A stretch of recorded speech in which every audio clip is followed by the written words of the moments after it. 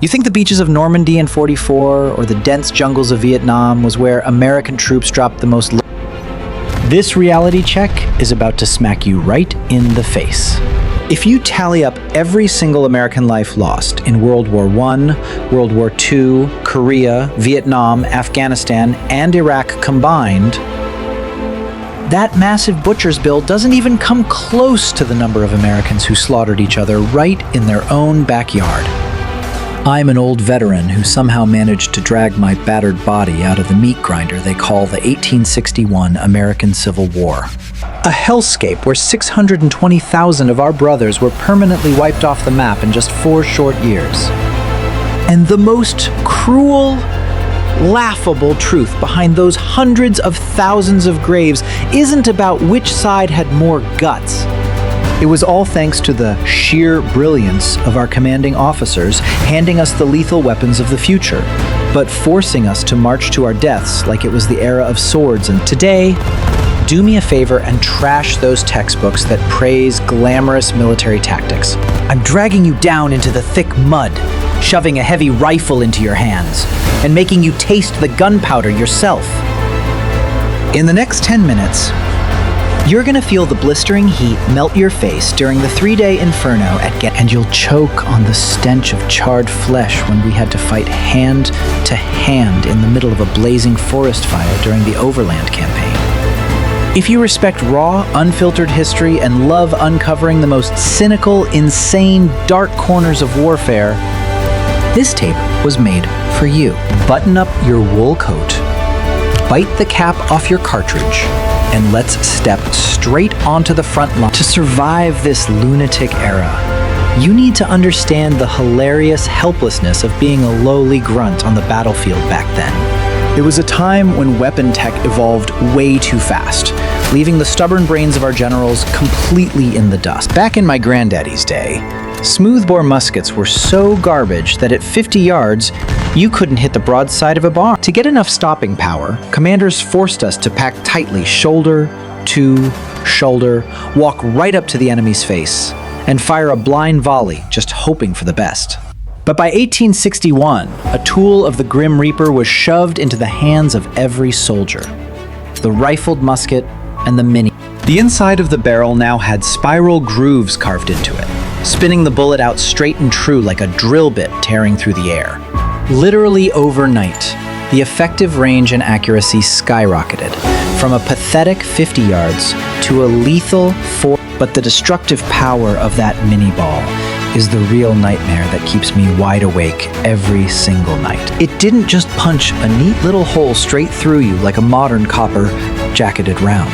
It was made of soft lead, about the size of your thumb knuckle. When it slammed into your body at high velocity, the bullet flattened out, shattering your bones into dust and ripping your muscles apart from the inside. Field medicine back then? Antibiotics didn't exist, and painkillers were a massive luxury. If you were unlucky enough to catch a bullet in your arm or leg, the only fix was 2 beefy medics pinning you down to a wooden table, shoving a stick in your mouth to bite on, while the surgeon whipped out a bone saw and hacked off. So the weapons had officially morphed into pinpoint, long range, but the orders from the top brass, exactly the same playbook from the days they used muskets to hunt birds. Instead of telling us to dig trenches, take cover behind trees, or hit the dirt to dodge enemy fire, they still forced us to wear heavy parade uniforms, shoulder our rifles, pack into tight formations, and take a slow stroll across open fields. They herded us straight into the muzzles of an enemy who already had their sights dialed in from hundreds of. That wasn't a tactical maneuver.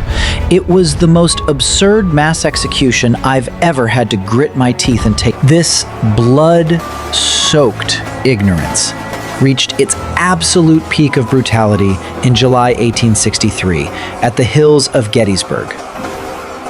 It was the ultimate showdown that decided the fate of the entire nation, where blood literally flooded the wheat. Confederate General Robert E. Lee decided to go all in, pushing his main army deep, but the Union boys wised up.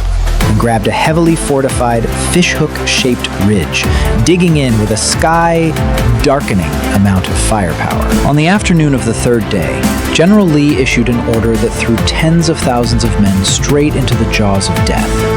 Pickett's charge. Close your eyes and imagine you're breathing heavily right next to me, standing in the ranks of 12,500 Confederate infantrymen. The war drums start beating their frantic rhythm. You step out of the cool shade of the tree line and form a massive line stretching as far as the eye can see. Right in front of you is a wide, open field, stretching for over 3/4 of a mile. Not a single mound of dirt. Not a single fallen tree to hide behind. You have to march uphill, fully exposed, aiming straight at a solid wall of Union rifles and artillery pointing right at your face. The second you cross the halfway point of that field, dozens of cannons on the ridge open up all at once. They didn't bother shooting regular explosive shells. They switched to canister-shot tin cans packed with thousands of iron balls, turning those cannons into giant, lethal shotguns. A deafening roar rips through your eardrums and shakes the earth. A lethal storm of iron shreds the top of the wheatgrass. Every single blast violently blows away the buddy standing right next to you, leaving their bodies scattered across the blood-soaked dirt. But military discipline and that toxic thing called honor force you to keep moving. Absolutely no turn. You have to step up, plug the gap left by the dead, obediently step over the corpses of your brothers, and march silently into the slaughterhouse. By the time you make it to the bottom of the hill, tens of thousands of rifles unleash a solid sheet of lead right into the chest of our formation. In less than an hour, 6,000 young Southern men were permanently laid to rest on that miserable patch of grass. When the 3-day inferno at Gettysburg finally ended, over 51,000 men were dead, groaning from mangled wounds or completely. The bloated corpses of men and horses baked in the scorching July sun, and the thick stench of death clung to that town for months on end. I'm going to pause right here for a second. If you were General Lee on that afternoon, staring down a heavily fortified enemy on the high ground, would you swallow your pride and pull back to find a flanking route? Or would you still send your infantry marching across an open field and drop your command decision down in the comments? I really want to see how many armchair generals have the ice in their veins to throw the lives of 12,000 men straight into a meat grinder. Write your strategy down right now. I'll be reading the comments. Gettysburg was pure hell. But in 1864, the North put a literal butcher in the commander's seat, General Ulysses S. Grant. Grant was sick of fancy, gentlemanly tactics. He brought a ruthless, heavy-handed mindset, a war of attrition. Grant knew the North had more men, endless supplies of ammo, and he was completely fine with throwing bodies at the problem. His strategy was dead simple. Lock onto the Southern Army and punch them relentlessly. Trade lives for lives. Overwhelm them with numbers. If 3 Union boys die to drop 2 Confederates, the North still wins. And so the Overland Campaign kicked off, a relentless march with 0 rest days, dragging on for 40 days and nights of pure bloodbath. The most suffocating stop I ever endured was the Battle of the Wilderness. This time, it wasn't a sprawling wheat field. It was a dark, primeval forest choked with tangled vines that completely blinded your. Over 160,000 men slammed into each other in these tight woods, firing blindly into the brush at point blank. And then, the absolute worst nightmare an infantryman can face actually happened. Sparks flying from thousands of musket muzzles landed in the thick layer of bone, dry pine needles that had piled up for decades on the forest floor.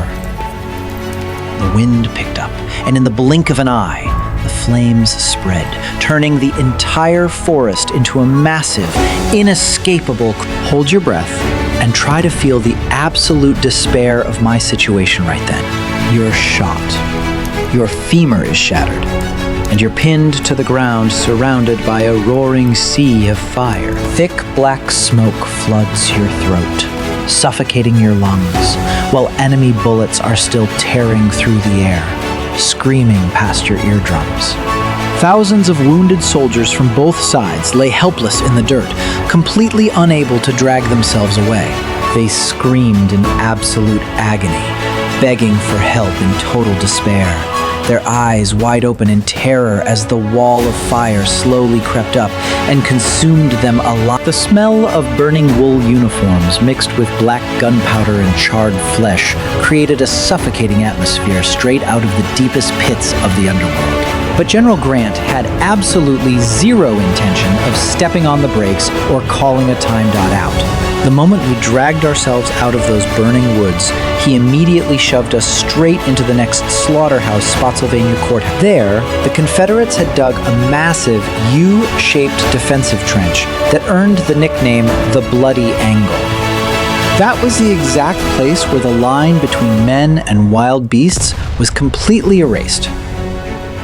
For 22 agonizing hours straight, without a single blink of sleep, under a torrential, freezing downpour, we fought tooth and nail over a mud-filled trench separated by nothing but a single... Our rifles were soaked and wouldn't fire, and the gunpowder in our pouches was completely ruined.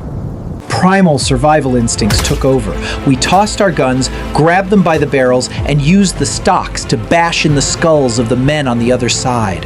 When the bayonets snapped, we lunged in barehanded, tearing, choking, and drowning our enemy's face, down in the thick, blood-soaked mud. The firepower unleashed at point-blank range was so insanely intense that a massive oak tree, nearly 2 feet thick, standing right on the front line, was completely chewed in half by bullets and crashed down on top of us. By dawn, the dead were stacked chest-high in the muddy ditch. We had to grit our teeth, slipping and sliding on the blood-soaked coats of our own dead friends, just to boost ourselves up and stab the enemy on the other side of the logs. When the Civil War finally closed its doors in the spring of 1865, America had to pay a brutally steep bill for 620,000 lives were permanently buried in the dirt of their homeland, never to return to their families.